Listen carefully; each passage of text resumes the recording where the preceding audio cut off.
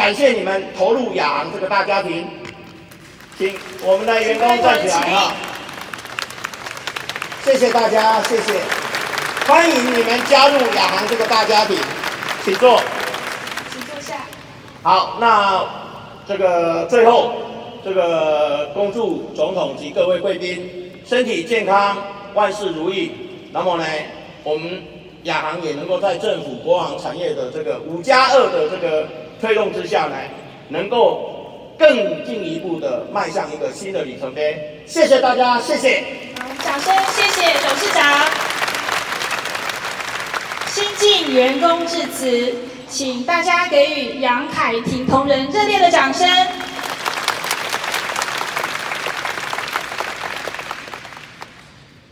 总统、部长、各位长官、各位同仁，大家好，我是财务处杨凯婷。今天很高兴能在这边代表新进员工致辞。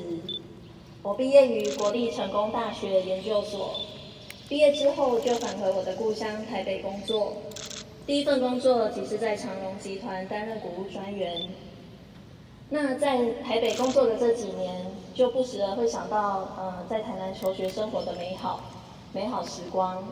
那大家都知道，台南是一个文化古都，政府也不断的在推动科技园区以及各个工业区的发展，像是早期的台南科学园区、台南科技工业区，一直到近期的沙仑绿能园区，都可以看出政府对台南的规划，形成了一个结合科技与文化的城市。那我喜欢这个地方，所以也萌生了要回到台南工作及生活的想法。就在去年看到了亚航准备上市的消息，就前来面试，抱着期待的心情，希望我的专业还有我的经验可以贡献在亚航。那也很顺利的加入了这一个大家庭。亚航是一个温暖的地方，在我进入公司后，最主要就是筹备亚航的上市、现金增资等股务相关的作业。那在过程中都会遇到很多的挑战及困难，但亚航的长官以及同仁都给予了我非常多的支持及关怀。那因为有了这些支持，所以我很幸运的就是参与了亚航整个上市的过程，那也见证了亚航迈向下一个里程碑。那也因为有了这些支持，即使在相当忙碌的时刻，我都还是能安心的成家立业，还有即将准备迎接我肚子中的宝宝。亚航完善的制度以及人情味，让我可以兼顾生活、家庭以及工作。在亚航的这段期间，我对亚航的认识也越来越深。亚航的业务有70%来自于政府。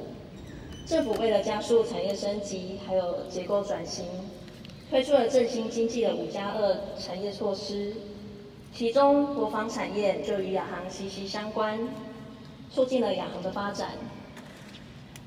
亚航在卢董事长的带领之下，取得了许多重大的合约，像是二指部沟口案，还有松案，都提升了亚航的业务量，进而增加对人力的需求，也创造了200多个就业机会。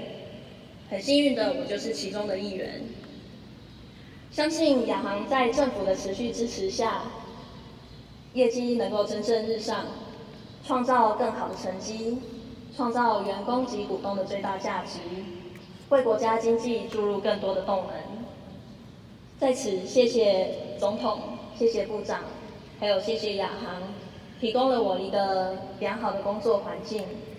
在此敬祝大家身体健康，事事顺心，谢谢大家。谢谢。那我们